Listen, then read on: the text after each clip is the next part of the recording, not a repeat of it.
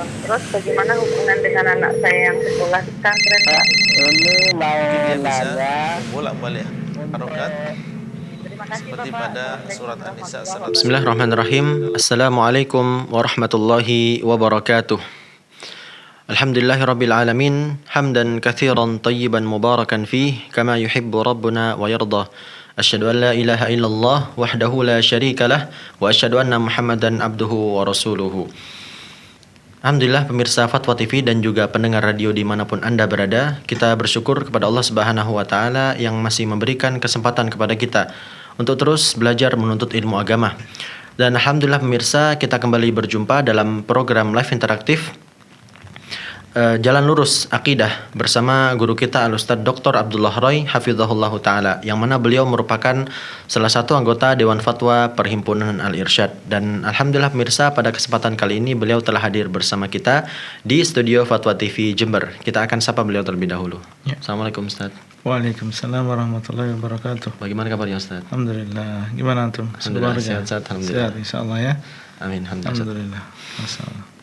Dan pemirsa, Alhamdulillah Ustadz dalam keadaan sehat, dan semoga pemirsa Fatwa TV dan juga pendengar radio dimanapun Anda berada senantiasa dalam lindungan Allah Subhanahu wa Ta'ala. Amin ya rabbal alamin. Baik pemirsa, sebelum kita mulai membacakan pertanyaan yang sudah masuk ke meja redaksi Fatwa TV, terlebih dahulu kita akan bersama-sama mendengarkan nasihat dari Ustadz Dr. Abdullah Roy Hafizahullah Ta'ala. Tafadhol Ustadz. Ya. Bismillahirrahmanirrahim. Alhamdulillah rabbil alamin.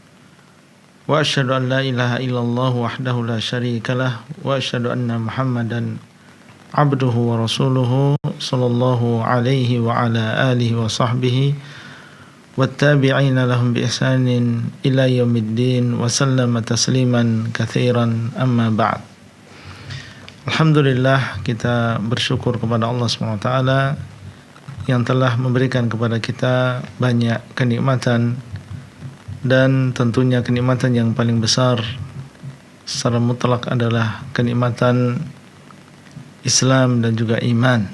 Semoga Allah SWT menjaga Islam dan juga iman kita dan mematikan kita di atas Islam dan juga iman ini. Para pemirsa Fatwa TV yang dimuliakan oleh Allah SWT, akhir-akhir ini kita disibukkan dengan berita yang berkaitan dengan ateisme atau komunisme. Maka pada kesempatan kali ini izinkan kita memberikan sedikit pencerahan yang berkaitan dengan masalah ini. Tentunya masalah atau madhab dan juga keyakinan ateisme dan juga komunisme ini adalah perkara yang sangat berbahaya dan tentunya sangat bertentangan dengan agama Islam, karena di situ ada keyakinan bahwasanya tidak ada yang menciptakan, dan keyakinan bahwasanya tidak ada di sana hari akhir. Padahal di dalam agama Islam,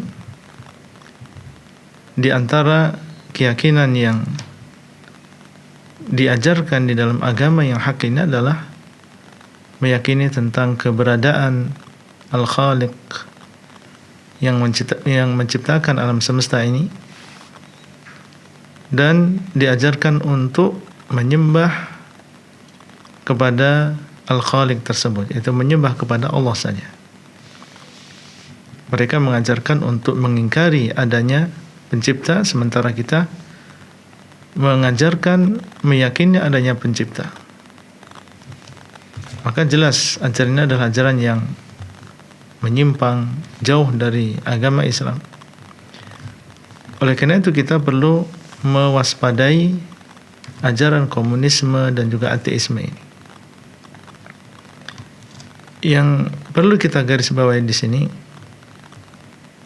sebagian ingin untuk menanggulangi dan juga melawan ajaran komunisme dan ateisme ini, tapi dengan hanya dengan membangkitkan perasaan atau mempermainkan perasaan, mengingatkan kaum muslimin dengan kezaliman mereka, kekejaman mereka, pembunuhan yang mereka lakukan terhadap kaum muslimin. Kita katakan bahwasanya demikian adalah cara yang lemah. Seandainya itu adalah menumbuhkan kebencian dan rasa takut dan kewaspadaan, maka ini hanya efeknya adalah sangat lemah sekali. Di sana ada penyimpangan mereka yang jauh lebih besar daripada itu, yaitu ajakan untuk kufur, ajakan untuk mengingkari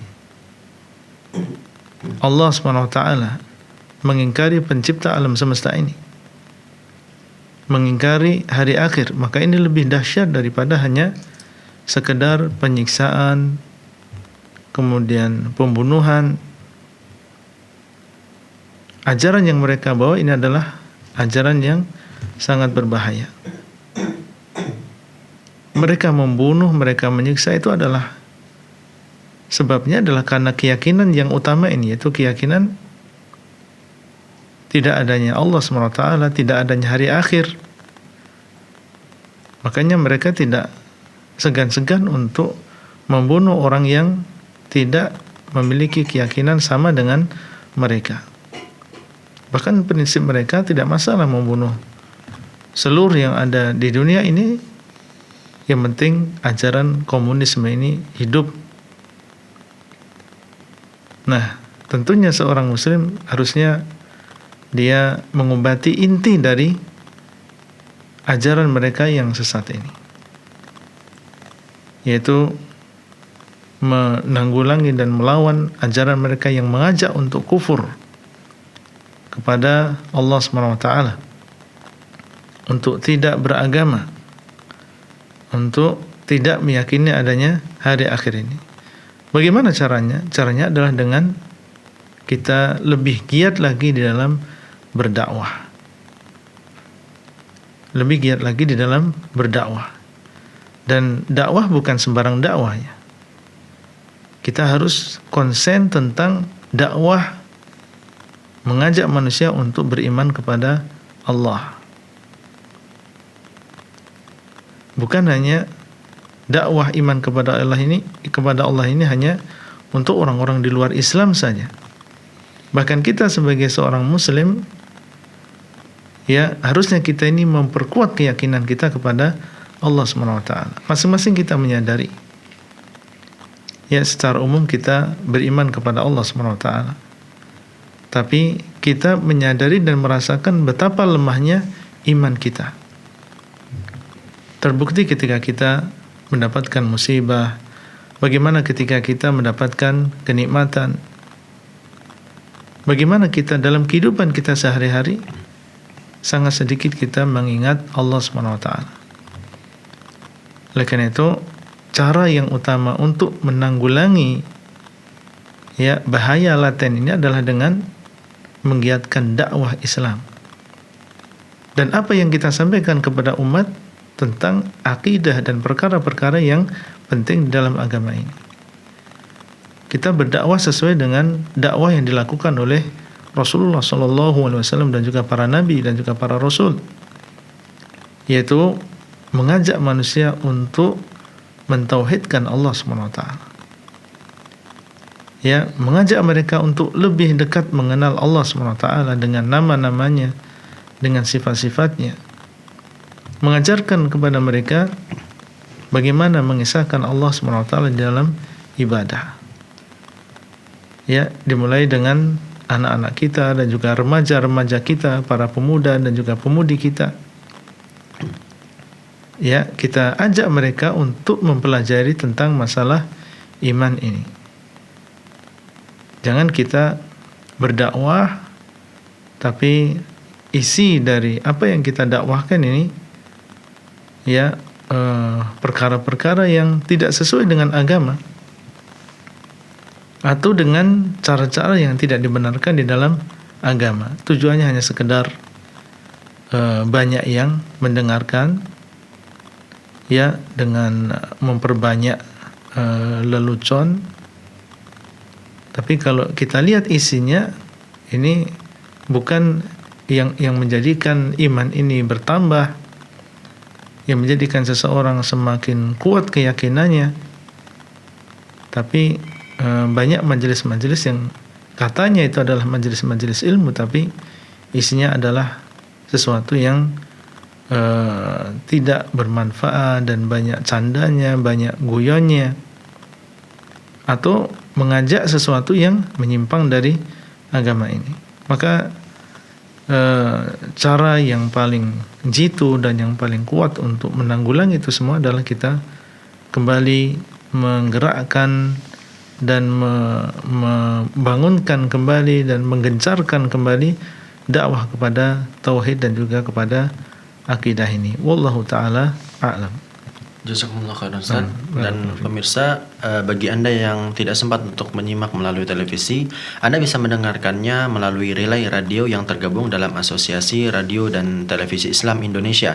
Di antaranya adalah Radio Binbas Yogyakarta, Radio Sahabat Tegal, Radio MDFM Probolinggo, Radio Hang FM Batam, Radio Amuba Pangkal Pinang, Radio Sago FM Sumatera Barat, Radio Gema FM Bontang, Radio Al-Hikmah Banyuwangi, Radio Tuah FM Riau, Radio Madinah Caruban, dan Radio Mas FM Solo.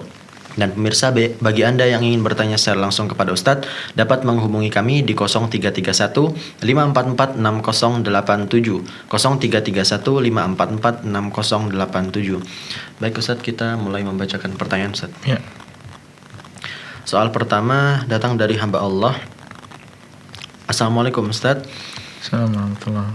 Mohon nasihatnya untuk saudara kami yang menitipkan pertanyaan dan dia berstatus mu'alaf. Yang pertama, apakah yang dimaksud dengan makna jembatan Shiratal Mustaqim?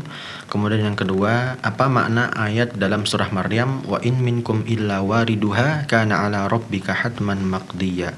Jazakumullah khairan Ustaz. Baik, sebagian kita ini masih belum bisa membedakan antara sirat dan Shiratul Mustaqim yang disebutkan di dalam Al-Fatihah, ya. Ini beda maknanya. Jadi namanya ada kata sirat, cuma berbeda.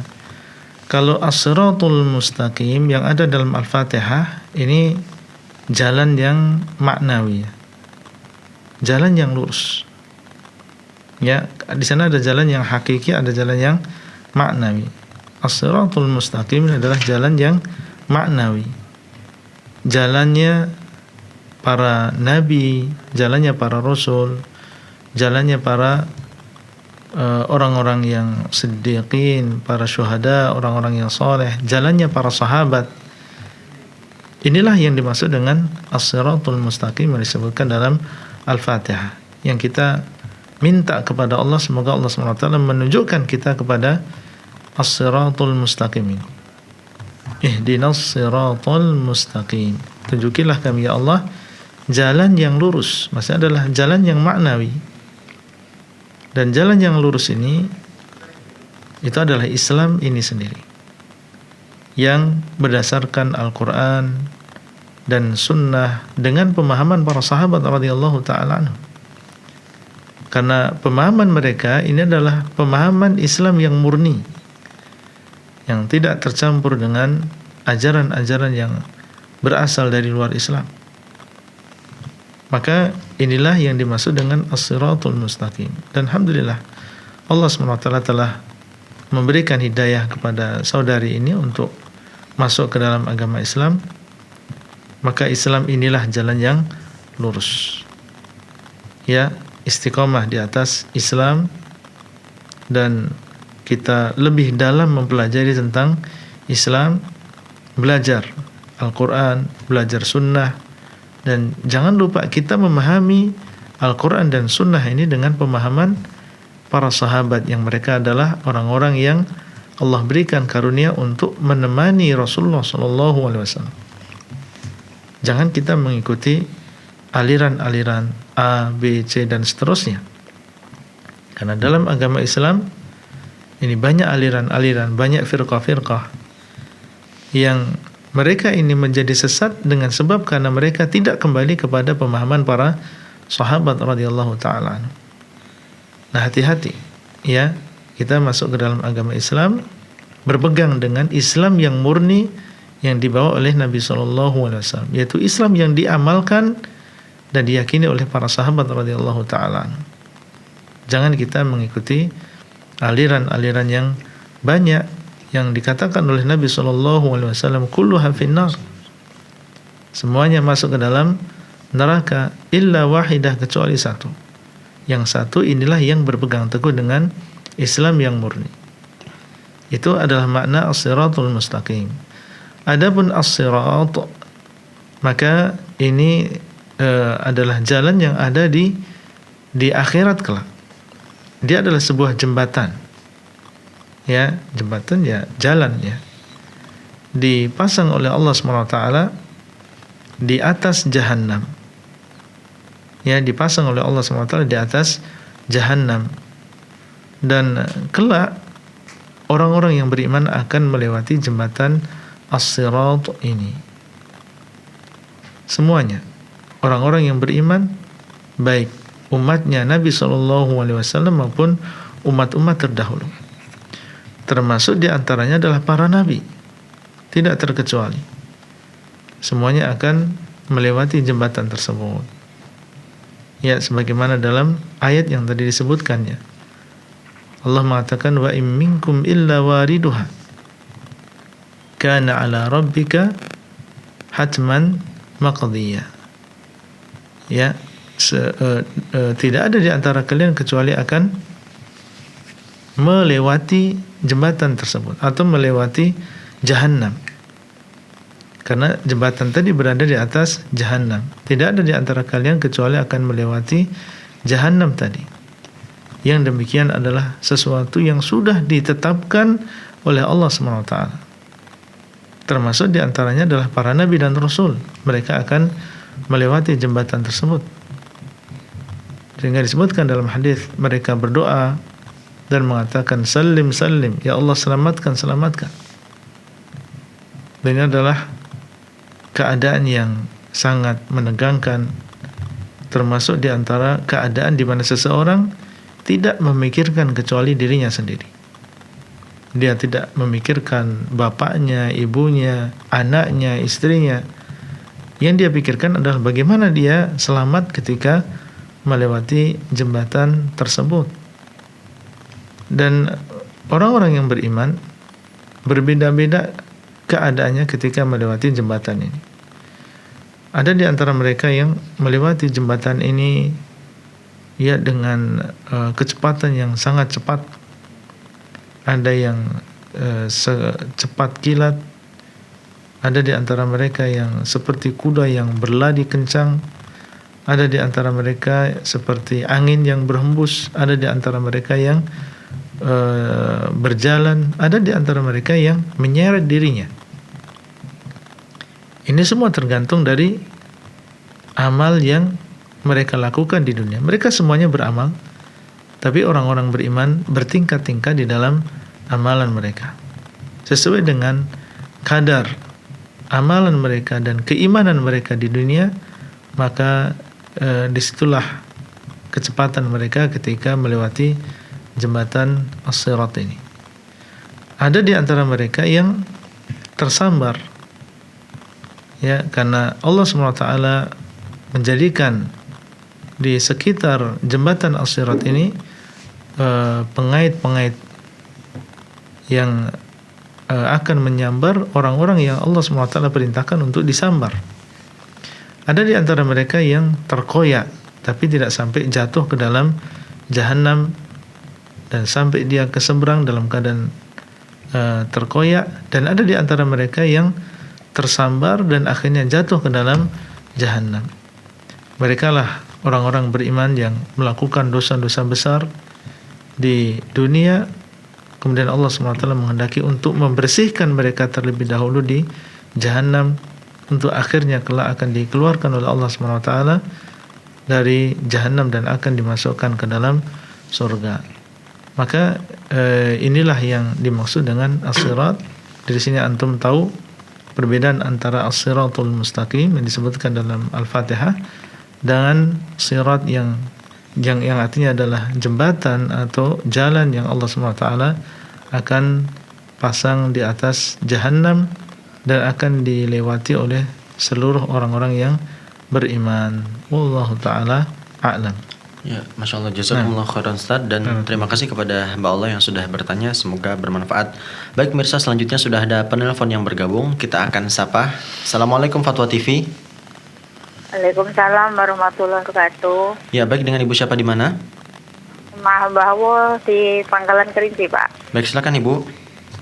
Ya, ini Pak, saya ada keraguan memenuhi. Ini kan tetangga semua itu menganggap saya itu orang yang paling tua. Jadi kalau kumpul-kumpul di rumah kami, tepat giliran di rumah kami, memang saya nggak mau, sukanya itu dia kebiasaan tuh membaca Yasin terus kan Pak. Jadi pas giliran di rumah kami, saya panggilkan Pak Ustadz. Jadi saya cara menasihatinya sedikit demi sedikit agar gimana lah Pak, agar meninggalkan nggak baca Yasin gitulah. Ya. Katanya agar tidak apalah Pak, agar tidak salah sangka yang enggak itu loh Pak. Ya. Gimana caranya kita menanggapinya Pak? Tolong minta nasihatnya aja Pak. Ya. Baik. Itu aja. Assalamualaikum warahmatullahi wabarakatuh. Assalamualaikum warahmatullahi wabarakatuh. Terima kasih Ibu. Ya, Ibu di Jambi, hafizakillah. Ini kesempatan sebenarnya ya bagi Ibu. Masya Allah, diseniorkan, dianggap lebih tua daripada yang lain. Artinya ini kesempatan bagi kita untuk menyampaikan yang benar kepada mereka. Selama mereka sudah menganggap kita ini lebih tua dan lebih berpengalaman dan senior, maka justru ini menjadi kesempatan bagi kita untuk menyampaikan kebenaran kepada mereka ini. Tentunya kita sampaikan niat yang baik ini dengan cara yang bijaksana juga. Ya, jangan mentang-mentang kita senior atau dituakan kemudian kita sembarangan di dalam menyampaikan kebenaran. Karena kalau niat yang baik disampaikan dengan cara yang tidak benar, maka dikhawatirkan hasilnya nanti akan tidak baik, tidak sampai kebenaran ini kepada mereka. Apa yang ditanyakan bagus sekali. Kita ingin merubah kebiasaan mereka, karena sebelumnya mereka punya ritual yang dilakukan setiap pekannya, dan kita ingin menyampaikan ini kepada mereka bahwasanya ini adalah suatu yang tidak benar, yang tidak disunahkan oleh Rasulullah SAW. Bagaimana kita bisa menyampaikan ini dengan baik kepada mereka? Yang jelas, ibu yang dimuliakan oleh Allah, kalau memang kita sudah tahu itu adalah perkara yang tidak dibenarkan dalam agama kita, tentunya kita diwajibkan untuk berhenti dan jangan sampai kita melanjutkan perbuatan tersebut. Kalau kita sudah tahu itu nggak boleh, jangan dilakukan. Ya, kalau itu memang tidak disunahkan oleh Rasulullah SAW, ya jangan kita lanjutkan. Ini harus kita hentikan. Bagaimana kita bisa menyampaikan kepada mereka supaya mereka tidak salah paham atau mereka akhirnya mengucilkan kita atau akhirnya mereka membenci kita? Yang jelas kita berhenti terlebih dahulu, kemudian kita sampaikan mungkin dengan cara seperti tadi. Kita bisa mengundang ustadz, karena kita adalah dituakan, kita undang mereka untuk makan misalnya di luar hari yang biasa mereka melakukan kebid'ahan tadi. Kemudian kita bisa melalui ustadz tadi untuk menyampaikan apa yang kita inginkan. Tentunya kita lebih tahu ya mana ustadz-ustadz di situ yang kira-kira dia lebih cocok untuk orang-orang yang ada di sekitar kita, karena asatidzah ini mereka berbeda-beda peranginya, berbeda-beda cara menyampaikannya. Kita bisa menyesuaikan mana asatidzah yang lebih pas untuk didatangkan memberikan ceramah kepada mereka. Sebelum kita berbicara tentang masalah yasinan, tahlilan dan seterusnya, saya kira yang perlu disampaikan adalah kaidah secara umum, yaitu tentang kewajiban untuk mengikuti sunnah Nabi Shallallahu Alaihi Wasallam. Bagaimana caranya? Mungkin dengan membahas tentang kita ingin mendalami syahadat anna Muhammadan Rasulullah. Ingin membahas tentang syahadat yang pertama. Ya, mungkin disampaikan dulu tentang keutamaan syahadat, dan insya Allah mereka semuanya mengakui tentang keutamaan syahadat ini, dan dia adalah rukun Islam yang pertama. Kemudian ditekankan apakah kita sudah tahu makna yang benar dari syahadat. Ya. Kemudian kita sampaikan tentang makna, di antara makna syahadat anna Muhammadar Rasulullah adalah kita tidak beribadah kecuali dengan cara yang beliau ajarkan. Karena beliau adalah seorang rasul. Kita sudah mengakui beliau adalah seorang rasul. Artinya rasul itu adalah utusan. Dan utusan itu pasti membawa sesuatu dari yang mengutus. Nah, di antara yang beliau bawa adalah tentang tata cara ibadah. Karena ibadah ini Allah SWT tidak menciptakan kita kecuali untuk beribadah kepada Allah, dan ternyata caranya adalah dibawa oleh para utusan tadi. Nah, ini mungkin jangan sekali pertemuan, tapi kita sebutkan dulu kaidah secara umum sampai ke dalam hati mereka bahwasanya berarti kita ini dalam beragama, dalam beribadah itu adalah dengan mengikuti Rasulullah Sallallahu Alaihi Wasallam. Kemudian dalam menyebutkan contoh, nggak harus kita langsung menyebutkan yasinan, tahlilan. Kita bisa menyebutkan contoh yang lain. Sholat misalnya, kalau kita sholat dengan sholat duhur 5 rakaat boleh atau tidak? Ya, jawabannya mereka akan sepakat nggak boleh. Kenapa tidak boleh? Karena tidak sesuai dengan cara yang diajarkan oleh utusan Allah. Nah, berarti niat yang baik itu tidak cukup, harus disertai dengan mengikuti Rasulullah Sallallahu Alaihi Wasallam. Atau juga bisa juga disebutkan tentang, setelah membahas tentang syahadat anna Muhammad Rasulullah, keutamaan mengikuti Rasulullah Sallallahu Alaihi Wasallam. Misalnya keutamaan mengikuti beliau adalah dicintai oleh Allah. Qul in kuntum tuhibbunallah fattabi'uni yuhibbukumullah. Akan dicintai oleh Allah dan akan diampuni dosa kita. Kita dorong mereka untuk mengikuti sunnah. Nah, lama-kelamaan diharapkan mereka pun akan berpikir sendiri, terus amalan yang biasa kita lakukan semuanya sudah benar atau belum? Nanti dia akan melihat, ibu akan melihat bapak, ibu kemarin melakukan acara ini kok sekarang nggak melakukan, berarti ada sesuatu ini. Sebenarnya apa yang terjadi? Mereka akan bertanya-tanya. Nah, semoga dengan cara seperti ini akan sampai dakwah ini kepada mereka. Kemudian yang perlu ibu pahami di sini, tidak ada orang yang lebih baik akhlaknya dan lebih baik dakwahnya daripada Rasulullah Sallallahu Alaihi Wasallam. Meskipun demikian, ternyata dakwah beliau penuh dengan ujian dan juga rintangan. Beliau adalah orang yang paling hikmah, paling bijaksana dalam berdakwah, tapi kenyataannya banyak di antara kaumnya yang menentang beliau, mengganggu beliau dan seterusnya.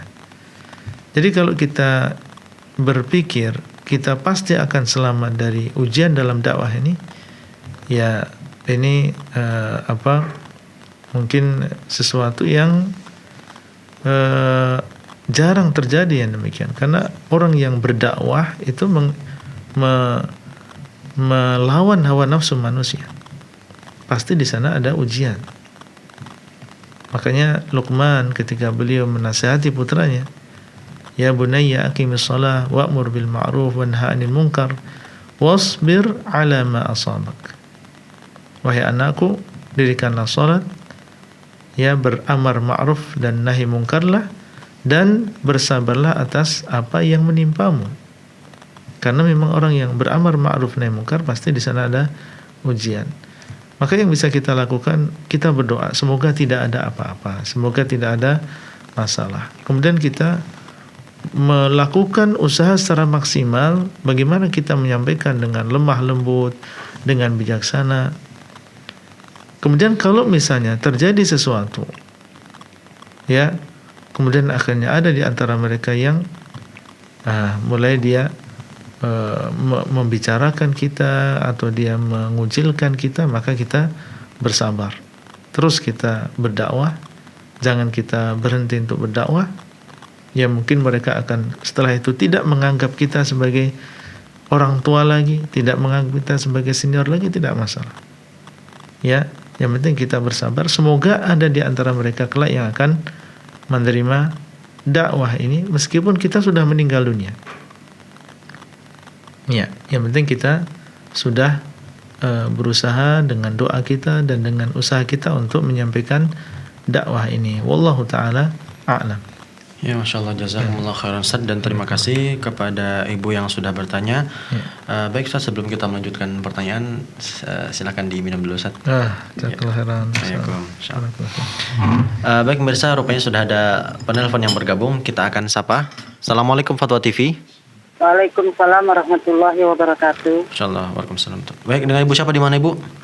Ini Ibu Ida dari Palembang. Iya, silakan Ibu Ida. Ya. Assalamualaikum Ustaz. Assalamualaikum warahmatullahi. Ya. Begini Ustaz, kalau orang perempuan itu kalau sholatnya itu sikilnya itu merenggang atau merapat Ustaz?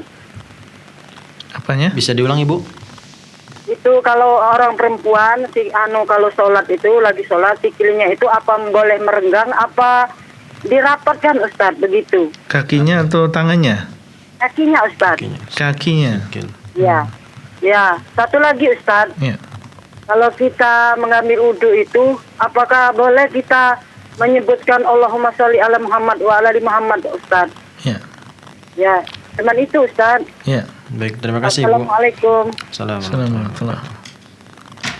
Ibu Ida yang dimuliakan oleh Allah di Palembang, Rasulullah SAW mengatakan, "Shallu kama ra'aitumuni usalli." Hendaklah kalian sholat sebagaimana kalian melihat aku sholat. Siapa yang dimaksud oleh beliau? Kalian di sini, ya kita semuanya, baik yang laki-laki maupun wanita. Jadi asalnya hukum untuk laki-laki dan wanita ini sama, kecuali yang memang di sana ada dalil yang mengecualikan. Seperti masalah akikah, kalau bayinya laki-laki maka 2, kalau perempuan maka 1, atau masalah warisan yang laki-laki 2 kali lipat dari wanita. Ini perkara yang dikecualikan. Tapi kalau tidak ada di sana pengecualian, maka hukumnya sama antara laki-laki dan wanita. Nah, termasuk di antaranya adalah posisi kaki ketika sholat, apakah dirapatkan atau direnggangkan? Ya, jawabannya adalah direnggangkan, bukan dirapatkan, sama dengan laki-laki. Ya, Allah alam diperkirakan selebar bahu kita ya, atau lebih kecil daripada itu. Ya, jadi sunnahnya adalah kita renggangkan, bukan dirapatkan. Nah, kemudian yang kedua adalah tentang berwudu. Apakah boleh kita ketika berwudu membaca sholawat untuk Nabi SAW? Kalau yang dimaksud adalah ketika akan berwudu, maka hanya disunahkan untuk membaca bismillah saja. Ya, hanya disunahkan untuk membaca bismillah. Dan bahkan sebagian ulama ada yang mewajibkan mengucapkan bismillah ini. Adapun setelah berwudu, maka di antara dalil atau di antara zikir yang dibaca setelah berwudu adalah Allahumma ja'alni minat tawabina wa ja'alni minal mutatahhirin. Ya Allah, jadikanlah aku termasuk orang-orang yang sering bertobat kepadamu dan termasuk orang-orang yang membersihkan dirinya. Ya, maka ini adalah yang disunahkan setelah kita berwudu. Tadi yang ditanyakan membaca salawat. Ustaz. Baca Allahumma shalli ala Muhammad wa ala ali Muhammad. Ya, setelah berwudu. Beliau menyebutkan ketika berwudu, Ustaz. Ketika berwudu. Ala kulli hal, kalau akan berwudu maka yang diucapkan adalah bismillah saja. Wallahu taala a'lam. Ya, jazakumullah khairan Ustaz, dan terima kasih kepada Ibu Ida yang sudah bertanya. Selanjutnya pemirsa sudah ada penelpon yang bergabung, kita akan sapa. Assalamualaikum Fatwa TV. Waalaikumsalam warahmatullahi wabarakatuh. Insyaallah, silakan Ibu Rusmini. Iya. Assalamualaikum warahmatullahi wabarakatuh, Ustaz. Assalamualaikum warahmatullahi wabarakatuh. Ya Ibu, silakan Ibu. Saya ingin bertanya, untuk meningkatkan ketakwaan kita kepada Allah, Ya. itu amalan-amalan yang bagaimana? Terutama amalan hati itu yang diperbolehkan yang bagaimana? Dan kalau mawad wal siratal mustaqim dipermudah itu amalan-amalan seperti apa? Atau kalau doa-doa seperti apa? Biar mendapat pertolongan dari Allah Subhanahu wa taala dan kita berusaha semaksimal mungkin. Ya. Demikian pertanyaan kami. Jazakumullahu khairan. Ya. Assalamualaikum warahmatullahi wabarakatuh. Assalamualaikum warahmatullahi Terima wabarakatuh. kasih Ibu Rusmini di Pacitan. Ya, silakan Ustaz. Ya, Allah SWT memang menyebutkannya di dalam Al-Quran ketika mengatakan wa in minkum illa wariduha kana ala rabbika hatman maqdiyya. Allah mengatakan thumma nunajjil ladzina taqaw. Kemudian kami akan menyelamatkan orang-orang yang bertakwa. Jadi yang akan selamat ketika menyeberangi jembatan As-Sirat ini adalah orang-orang yang bertakwa. Nah, pertanyaan yang bagus dari Ibu Rusmini, bagaimana kita meningkatkan ketakwaan kita? Karena ternyata ketakwaan kita di dunia ini akan berpengaruh terhadap selamat atau tidaknya kita ketika di atas jembatan As-Sirat ini. Kita harus memperkuat dan harus menambah ketakwaan kita di dunia supaya diselamatkan oleh Allah SWT. Nah, kita pertama harus memahami apa makna takwa. Yang dimaksud dengan takwa adalah seseorang melaksanakan perintah Allah, atau sebelumnya takwa itu artinya adalah berhati-hati, menjadikan antara kita dengan azab Allah itu wiqayah, yaitu penutup. Menjadikan antara kita dengan azab Allah itu penutup. Di sana ada azab Allah, di sini ada kita. Kita berusaha untuk menjadikan antara kita dengan azab Allah itu wiqayah, yaitu penjagaan. Nah, apakah penjagaan tersebut? Tentunya bukan tembok, bukan perisai, bukan tetapi yang dimaksud dengan penjagaan nanti adalah menjalankan perintah dan juga menjauhi larangan. Menjalankan perintah dan menjauhi larangan. Apa yang dimaksud dengan menjalankan perintah dan apa yang dimaksud dengan menjauhi larangan? Ini harus kita pahami. Yang dimaksud dengan menjalankan perintah adalah menjalankan perintah Allah dengan di atas petunjuk Allah dan niatnya ikhlas karena Allah. Menjalankan perintah Allah dengan petunjuk Allah, yaitu kita harus sesuai dengan dalil. Kalau seseorang menjalankan perintah sholat, puasa, tapi tidak sesuai dengan dalil, berarti ini bukan takwa. Takwa itu harus menjalankan perintah sesuai dengan dalil. Kemudian kita lakukan itu ikhlas karena Allah. Kalau sesuai dengan dalil tapi kita nggak ikhlas dalam melaksanakan perintah tadi, nah ini bukan takwa. Itu yang pertama, poin yang pertama. Kemudian yang kedua, kita menjauhi larangan. Ini juga merupakan tameng dan penutup supaya kita tidak diazab oleh Allah SWT. Bagaimana cara menjauhi larangan? Menjauhi larangan dengan dalil. Kita harus tahu dasarnya. Kalau memang itu adalah diharamkan atau itu dimakruhkan, kita harus tahu dasarnya, tahu ilmunya. Jangan kita mengatakan ini haram padahal itu dihalalkan oleh Allah. Kemudian kita tinggalkan larangan tadi karena takut dengan azab Allah. Berarti ikhlas, bukan meninggalkan larangan karena misalnya takut sakit, kena kanker misalnya, atau tidak berzina karena takut AIDS misalnya. Ini bukan takwa. Takwa itu meninggalkan zina karena kita takut azab Allah SWT. Meninggalkan riba karena takut dengan azab Allah, bukan karena takut demikian dan demikian. Nah, inilah yang dimaksud dengan takwa. Baik, kalau arti takwa adalah kita menjalankan perintah dengan dalil dan menjauhi larangan dengan dalil, berarti cara untuk mewujudkan ketakwaan, menjalankan perintah dengan dalil dan menjauhi larangan dengan dalil adalah dengan apa? Dengan menuntut ilmu agama. Ya, itu adalah inti supaya kita baik ketakwaan kita, ya harus kita menuntut ilmu agama. Supaya kita ini menjalankan perintah sesuai dengan dalil dan menjauhi larangan sesuai dengan dalil. Dan dengan mempelajari ilmu agama, insya Allah akan terwujud keikhlasan. Ketika seorang belajar ilmu agama dan tahu tentang bahaya riya, ya di dunia maupun di akhirat, akan batal amalannya, akan disiksa, bahkan menjadi orang yang pertama kali disiksa, akan ada di dalam dirinya rasa takut, sehingga dia pun membiasakan dirinya untuk ikhlas. Bagaimana dia bisa mewujudkan ikhlas? Dengan belajar.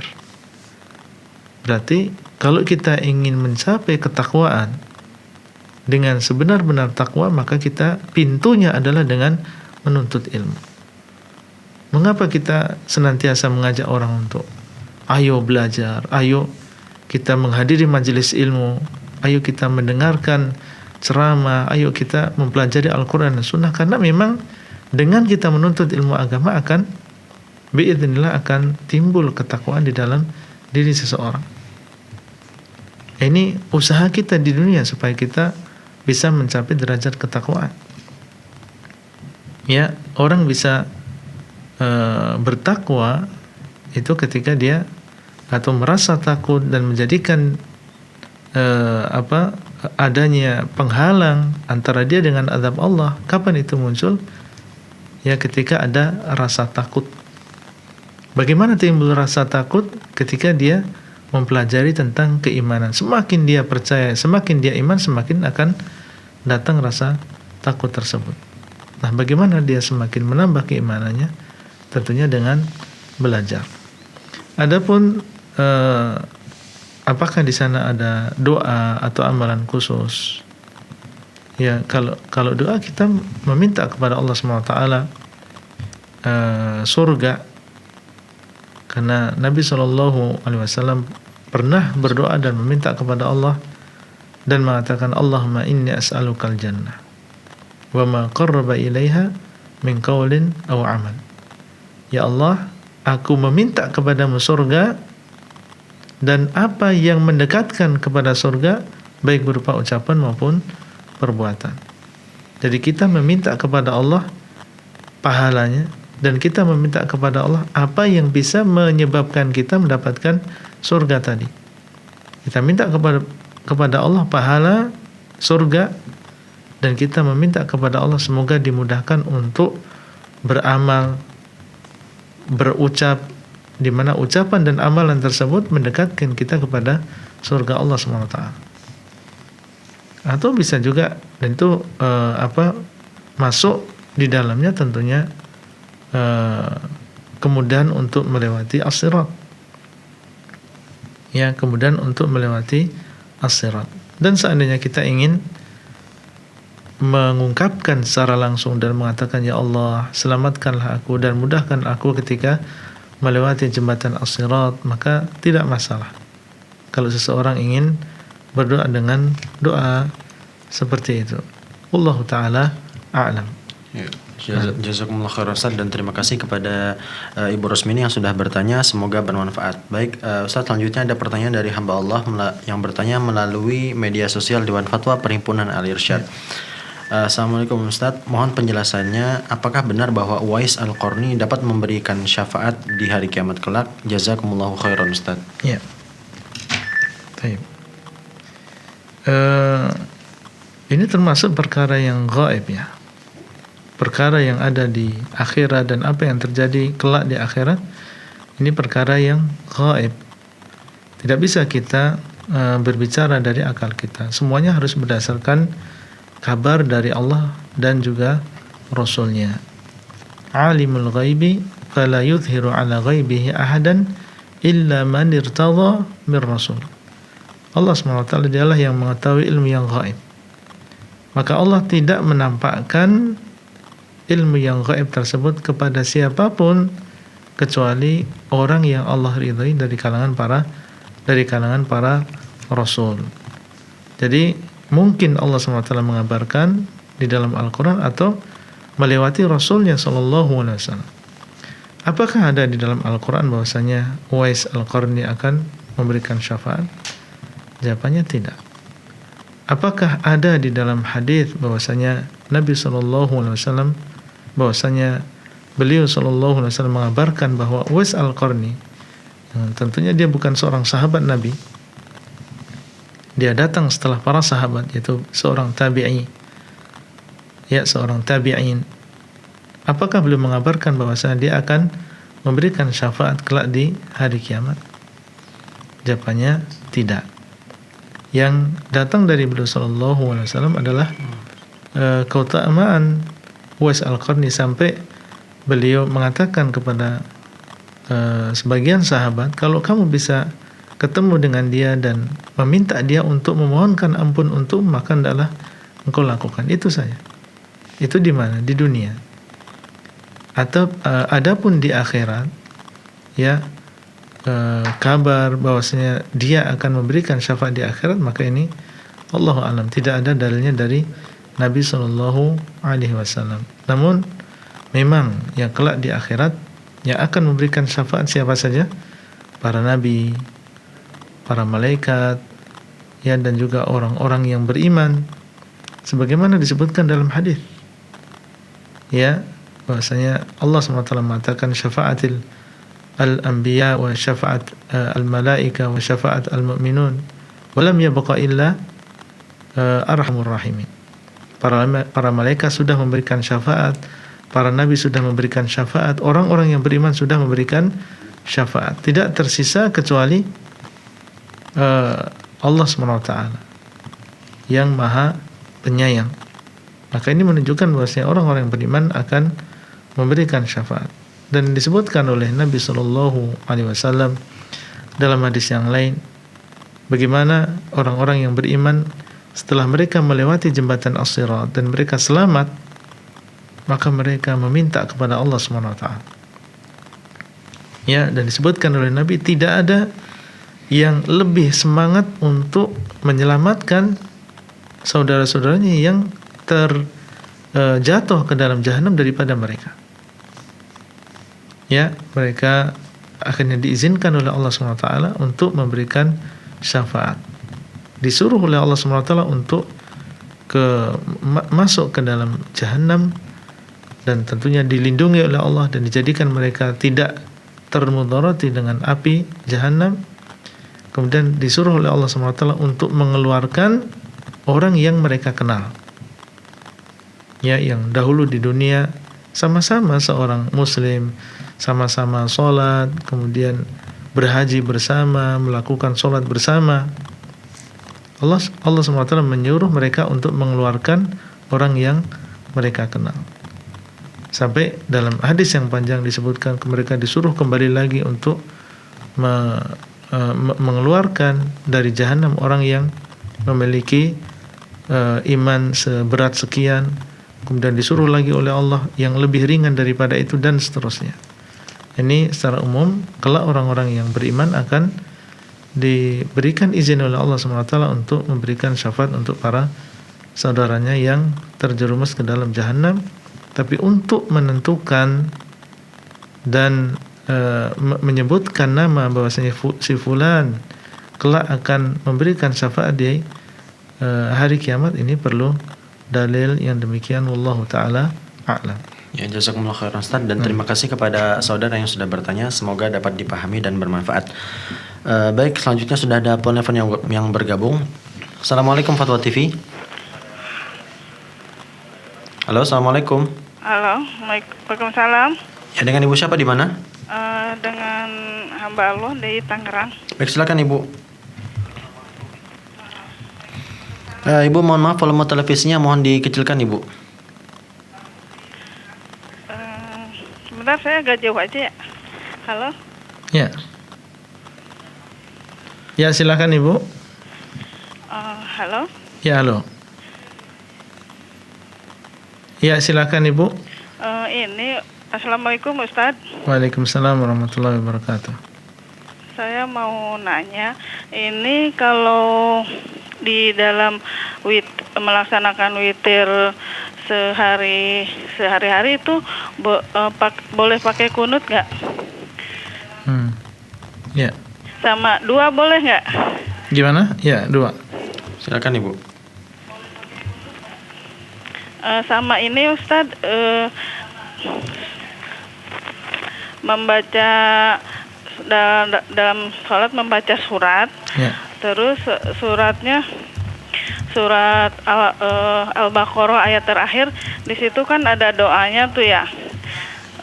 Tapi bacanya dari lillahi ma fis sama, itu boleh nggak? Kalau ada doa di dalam itu ada doanya dalam surat Al-Baqarah itu. Doanya dibaca kapan Ibu? Dalam sholat.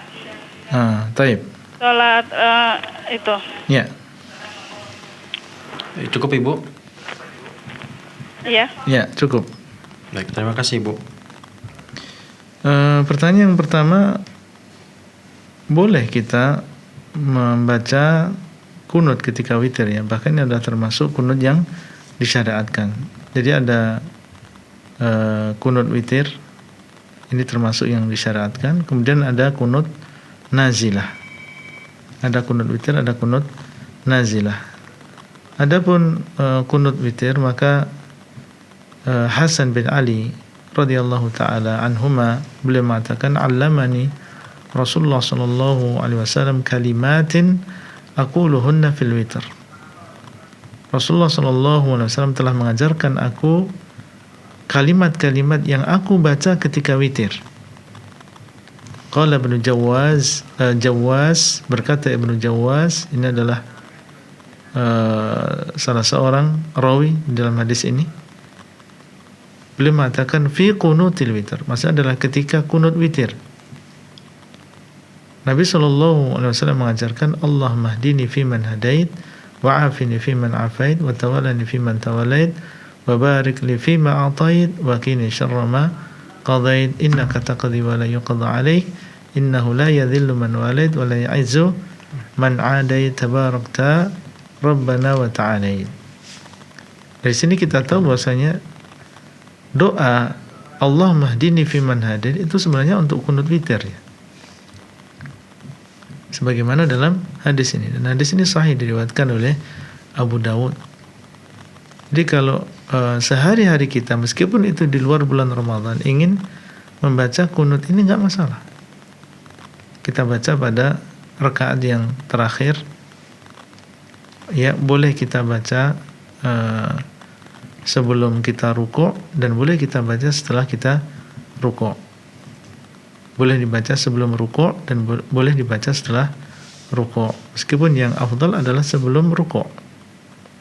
Ya, sebelum rukuk kita pada rakaat yang terakhir kita membaca doa kunut witir ini. Kemudian yang selanjutnya tentang kalau kita ingin berdoa di dalam sholat.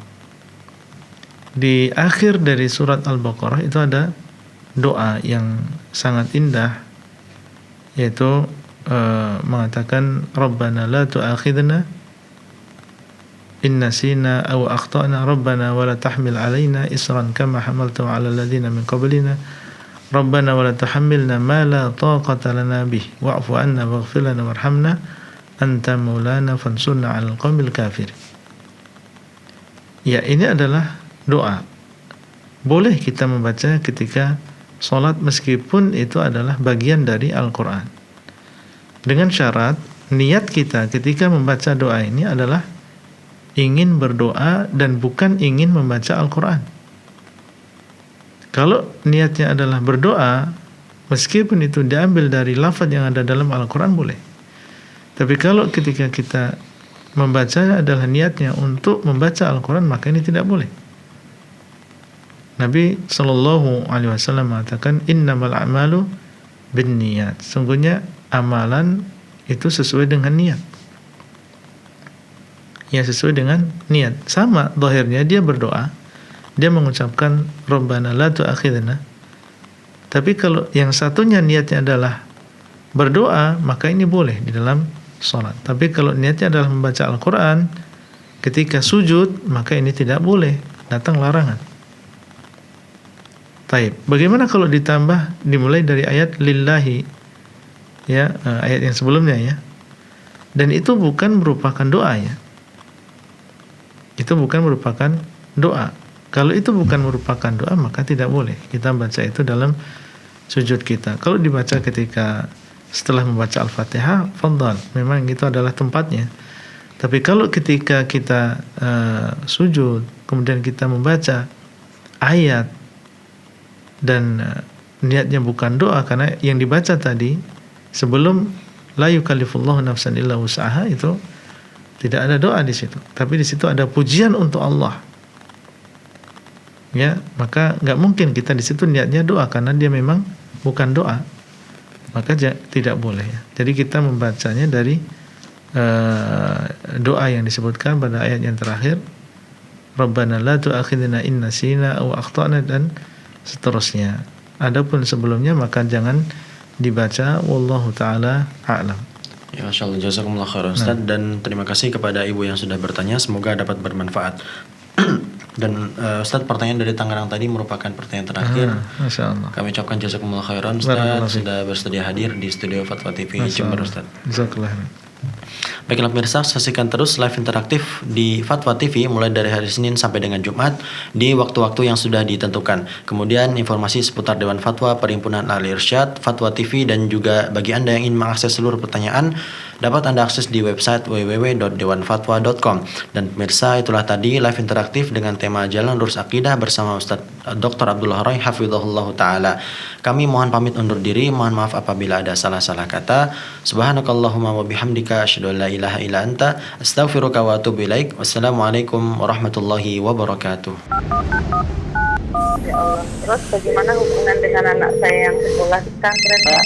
Ini mau Mungkin dia bisa nanya. bolak-balik harokat Terima kasih seperti Bapak. pada Assalamualaikum surat An-Nisa warahmatullahi wabarakatuh. 164.